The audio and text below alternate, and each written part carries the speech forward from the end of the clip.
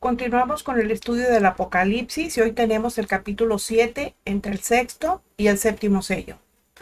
Apocalipsis 7:1. Después de esto vi a 4 ángeles en pie sobre los 4 ángulos de la tierra, que detenían los 4 vientos de la tierra para que no soplase viento alguno sobre la tierra, ni sobre el mar, ni sobre ningún árbol. Ante la destrucción ya anunciada que será llevada a cabo por los 4 jinetes y todos los demás juicios a lo largo de esos 7 años finales, en ese momento, 4 ángeles de Dios que tienen poder hacen que por un momento, por un instante, haya calma en la tierra con la finalidad de que se cumpla el propósito celestial.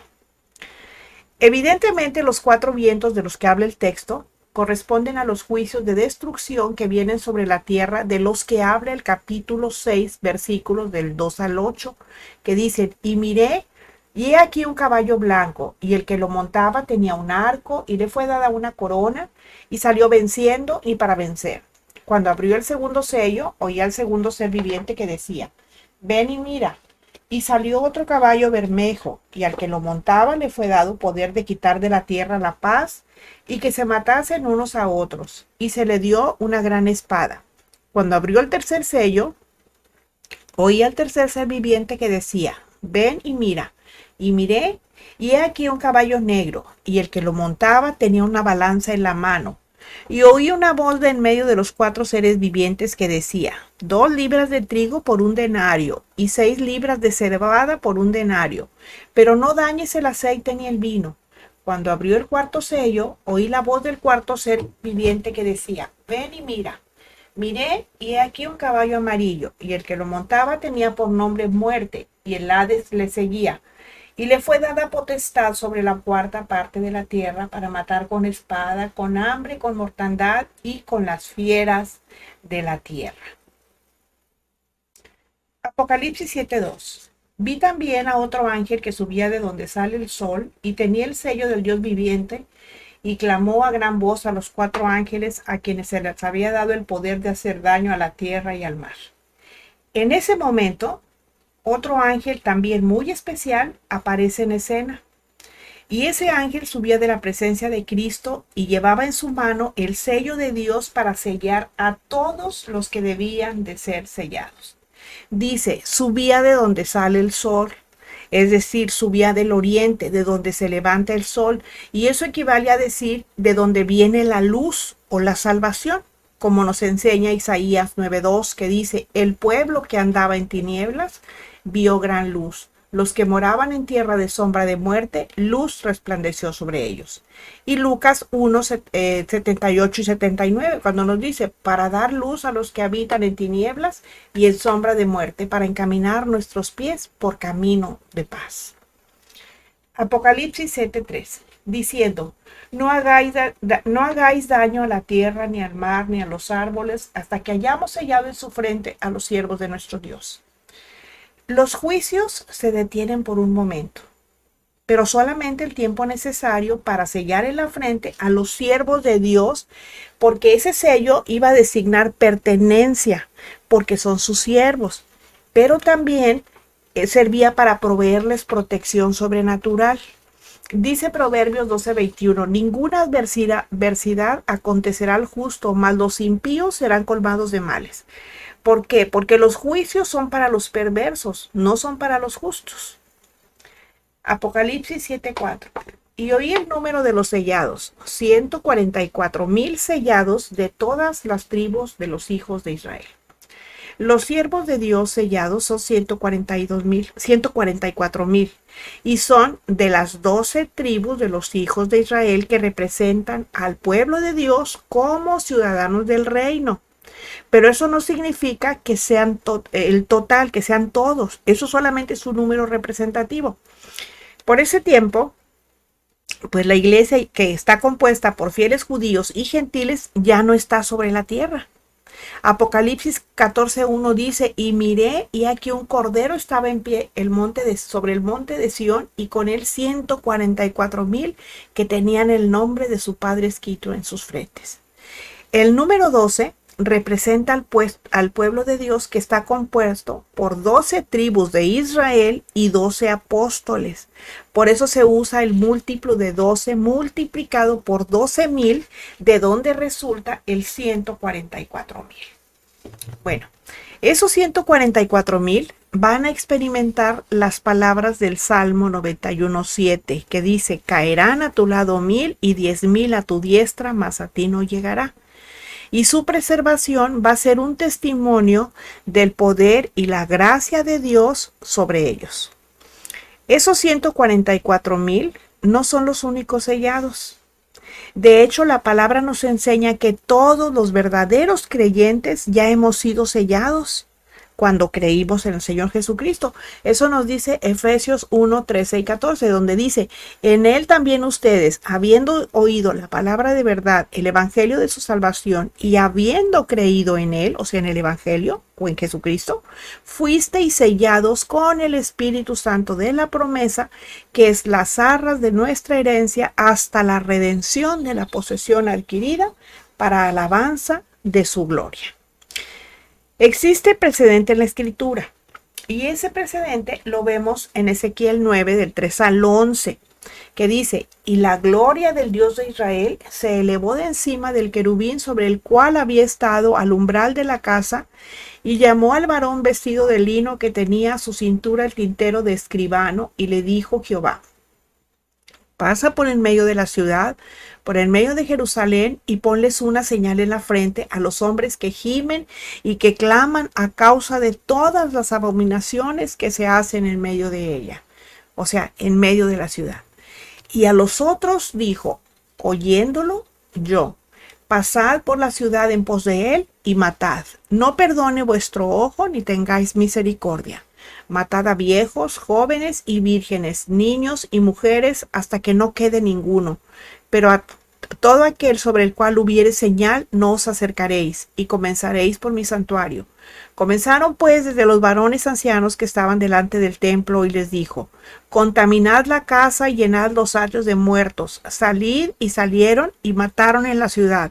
Aconteció que cuando ellos iban matando y quedé yo solo, me postré sobre mi rostro y clamé y dije: ah, Señor Jehová, ¿destruirás a todo el remanente de Israel derramando tu furor sobre Jerusalén? Y me dijo: la maldad de la casa de Israel y de Judá es grande sobremanera, pues la tierra está llena de sangre y la ciudad está llena de perversidad, porque han dicho: ha abandonado Jehová la tierra y Jehová no ve.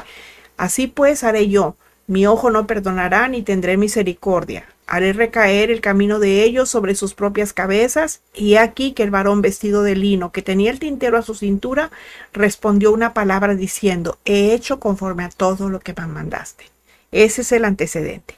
Y mientras la tierra, o sea, el planeta, se tambalea bajo las terribles cosas representadas por los 4 jinetes y que van a suceder, Dios estará llevando a cabo otro plan. Apocalipsis 7, del 5 al 8 dice: de la tribu de Judá 12,000 sellados, de la tribu de Rubén 12,000 sellados, de la tribu de Gad 12,000 sellados, de la tribu de Aser 12,000 sellados, de la tribu de Neftalí 12,000 sellados, de la tribu de Manasés 12,000 sellados, de la tribu de Simeón 12,000 sellados, de la tribu de Leví 12,000 sellados, de la tribu de Isaacar 12,000 sellados, de la tribu de Zabulón 12,000 sellados, de la tribu de José 12,000 sellados, de la tribu de Benjamín 12,000 sellados. 12,000 escogidos y sellados por cada una de las 12 tribus de Israel. O sea, son 12 tribus, y esas 12 tribus tienen a Judá a la cabeza. Pero ¿por qué Judá si Rubén fue el primogénito de Jacob? Bueno, porque Rubén fue desposeído de su primogenitura por haber pecado contra su padre. ¿Dónde vemos eso? Lo vemos en Génesis 49:4, cuando Jacob estaba por morir y les da a sus hijos la profecía y la bendición. Dice así: impetuoso como las aguas, no serás el principal, por cuanto subiste al lecho de tu padre, entonces te envileciste subiendo a mi estrado. Y entonces le fue dado el derecho de primogenitura a Judá, ahí mismo en Génesis 49, del 8 al 12, cuando le dice: Judá, te alabarán tus hermanos, tu mano en la cerviz de tus enemigos. Los hijos de tu padre se inclinarán a ti. Cachorro de león, Judá, de la presa subiste, hijo mío. Se encorvó, se echó como león. Así como león viejo, ¿quién lo despertará? No será quitado el cetro de Judá, ni el legislador de entre sus pies, hasta que venga Silo, y a él se congregarán los pueblos, atando a la vid su pollino y a la cepa el hijo de su asna. Lavó en el vino su vestido y en la sangre de uva su manto, sus ojos rojos del vino y sus dientes blancos de la leche. Jeremías 8:16 nos dice: desde Dan se oyó el bufido de sus caballos, al sonido de los relinchos de sus corceles tembló toda la tierra, y vinieron y devoraron la tierra y su abundancia, a la ciudad y a los moradores de ella. El anticristo es el destructor y va a salir de la tribu de Dan, que fue desechada por eso. Al escoger los 12,000 de cada tribu, su lugar fue tomado por Manasés, el hijo de José.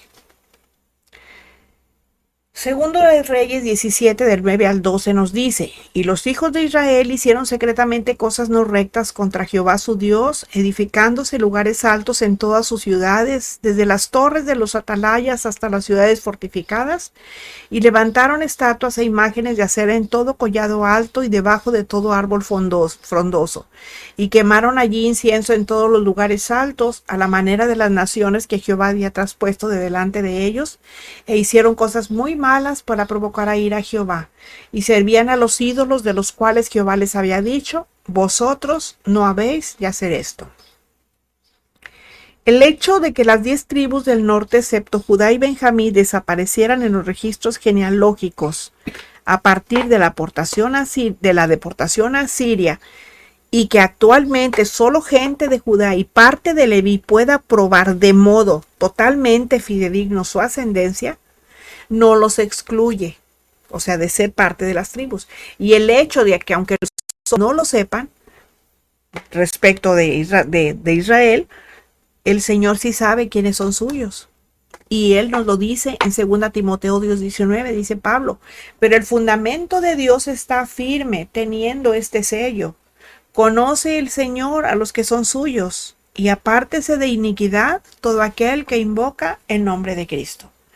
En otras palabras, hay muchos que son israelitas de las distintas tribus mencionadas y todavía no lo saben, pero el Señor sí lo sabe, porque para Él nada es oculto, nada es indiferente. Apocalipsis 7:9 dice: después de esto miré, y he aquí una gran multitud, la cual nadie podía contar, de todas naciones y tribus, pueblos y lenguas, que estaban delante del trono y en la presencia del Cordero, vestidos de ropas blancas y con palmas en las manos. Aquí Juan nos está narrando otro episodio y nos habla de otra multitud diferente a la anterior, por lo menos en 3 elementos. El primero es que era una incontable, era una gran multitud. Y esta multitud también son judíos que se encuentran en toda nación, tribu, pueblo y lengua. Recordemos que las tribus están dispersas por toda la tierra. La carta de Santiago empieza en el capítulo 1, versículo 1, diciendo: Santiago, siervo de Dios y el Señor Jesucristo, a las 12 tribus que están en la dispersión, salud. A ellos es escrita esa carta, a los judíos que están dispersos por toda la tierra. Bueno, dice el texto que estaban vestidos de ropas blancas y con palmas en las manos. Ellos ya están en el cielo y todos ellos confiesan abiertamente que son salvos. Y las palmas en sus manos significa que han confiado en la gracia de Dios. Por eso son salvos. Apocalipsis 7:10 dice: y clamaban a gran voz diciendo: la salvación pertenece a nuestro Dios, que está sentado en el trono, y al Cordero. Ellos son salvos de todas las naciones bajo el cielo. Están vestidos con las ropas de la santidad de Cristo y con palmas en las manos, porque están de fiesta. Ellos han vencido, están contentos. Y ellos claman a gran voz diciendo que la salvación es mérito de Dios y de Jesucristo. Apocalipsis 7, 11 y 12 dice: Y todos los ángeles estaban en pie alrededor del trono y de los ancianos y de los 4 seres vivientes, y se postraron sobre sus rostros delante del trono y adoraron a Dios diciendo, Amén. La bendición y la gloria y la sabiduría y la acción de gracias y la honra y el poder y la fortaleza sean a nuestro Dios por los siglos de los siglos. Amén. Los ángeles, los ancianos del capítulo 4:4, que dicen, y alrededor del trono había 24 sillas, y vi sobre las sillas 24 ancianos sentados de ropas blancas y tenían sobre sus cabezas coronas de oro.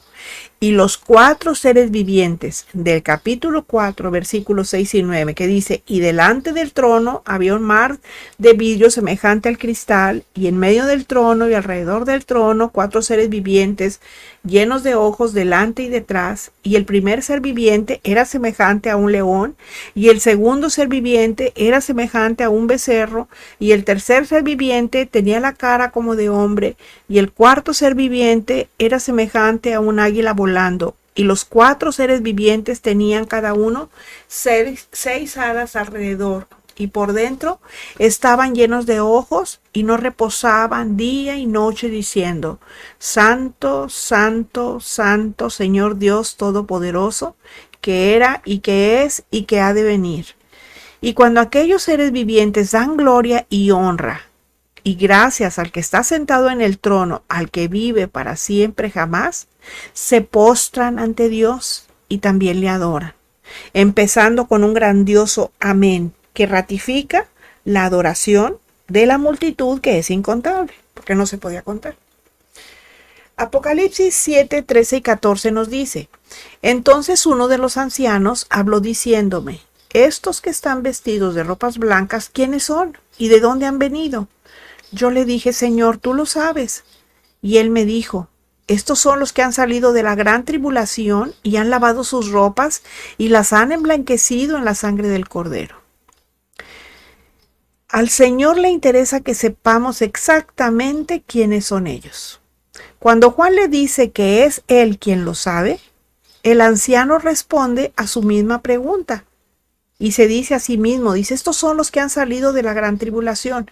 Con eso se está refiriendo a los 144,000 que fueron sellados para poder pasar por la gran tribulación en la tierra y salen de en medio de ella.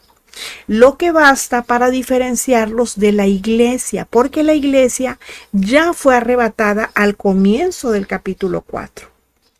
Entonces, está claro que al decir salen de la gran tribulación, significa que parten hacia el cielo en ese tiempo de la historia que todavía está por venir y que será extremadamente terrible.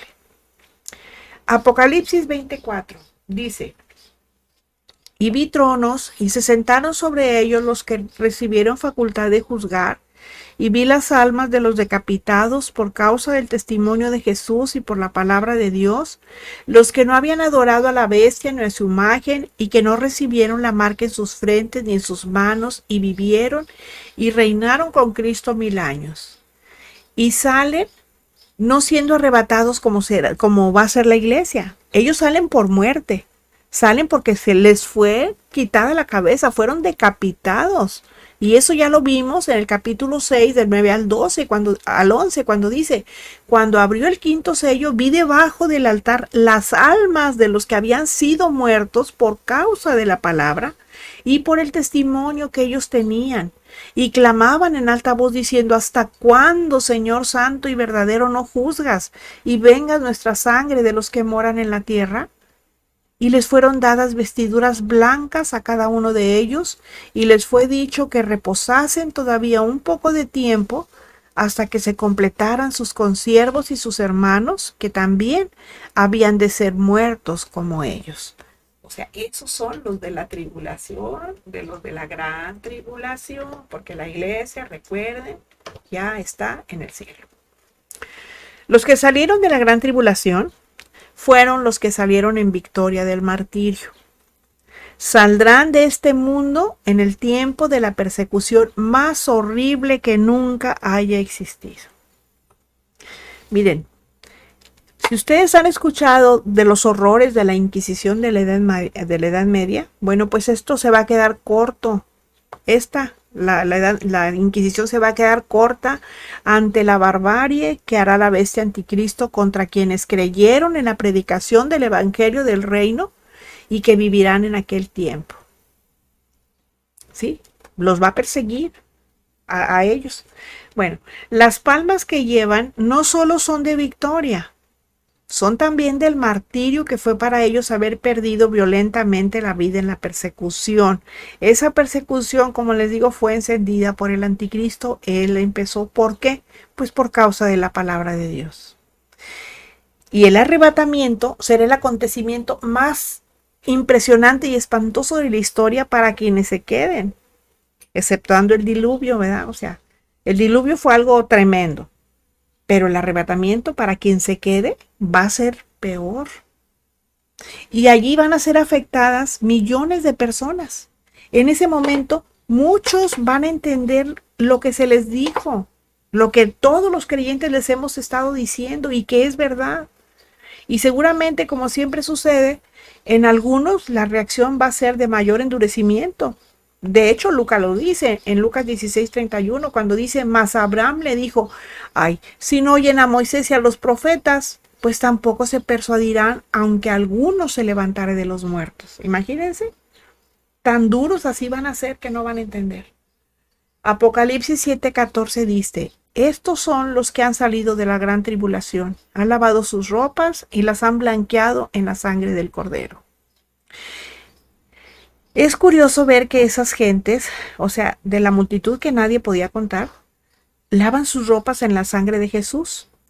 Y el resultado es que las ropas se vuelven blancas por el efecto de la sangre que es roja. Fíjense nada más, o sea, qué paradoja, ¿verdad? Evidentemente, esto se tiene que entender desde una perspectiva espiritual.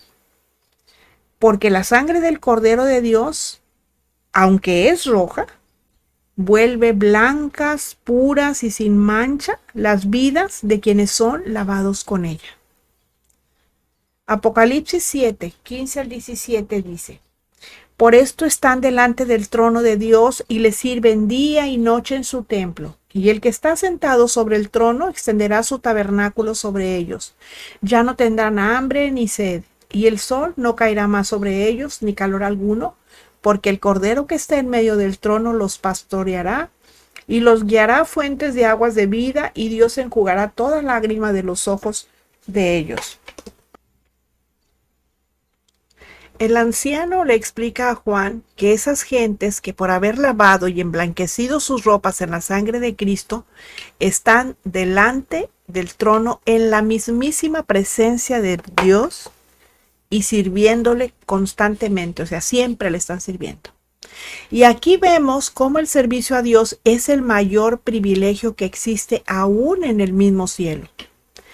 Pero por otro lado, también Dios les está sirviendo y les protege y está extendiendo su templo hacia ellos, de manera que nunca más van a sufrir ni privaciones ni aflicciones como las que tenían aquí abajo en la tierra bajo la bestia.